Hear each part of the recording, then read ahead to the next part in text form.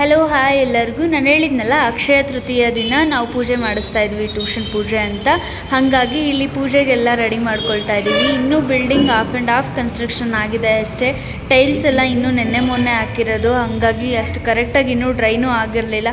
Paint ಅಷ್ಟೇ ನೆನ್ನೆ ಓಡಿಸಿದ್ದು. ನಾವೂ ಜಾಸ್ತಿ ಜನನೇನು ಕರೆಯೋಕ್ಕೆ ಹೋಗಿರಲಿಲ್ಲ, ಯಾಕಂದರೆ ಇನ್ನೂ ಕೆಲಸಗಳೆಲ್ಲ ಪೆಂಡಿಂಗ್ ಇತ್ತು. ಜನ ಜಾಸ್ತಿ ಬಂದರೆ ಕುತ್ಕೊಳ್ಳೋದಕ್ಕೂ ಜಾಗ ಇರಲ್ಲ, ಇನ್ನೂ ಬೆಂಚಸ್ ಎಲ್ಲ ಕರೆಕ್ಟಾಗಿ ಅರೇಂಜ್ ಮಾಡಿಸಿರಲಿಲ್ಲ. ಹಾಗಾಗಿ ನಾವು ಮನೆಯವರೆಲ್ಲ ನಾವೇನಿದ್ದೀವಿ ಅವರಷ್ಟೇ ಪೂಜೆ ಅಟೆಂಡ್ ಮಾಡಿದ್ದು. ಹಾಗೆ ಒಂದು 30 ಮೆಂಬರ್ಸ್ಗೆ ತಿಂಡಿನೂ ಹೇಳಿದ್ವಿ, ತೊಗೊಂಬಂದಿದ್ರು. ಇಲ್ಲೇ ಕೆಳಗಡೆ ಹೋಟೆಲ್ ಇದೆ, ಆ ಹೋಟೆಲ್ ಅವ್ರಿಗೇ ಹೇಳಿದ್ವಿ.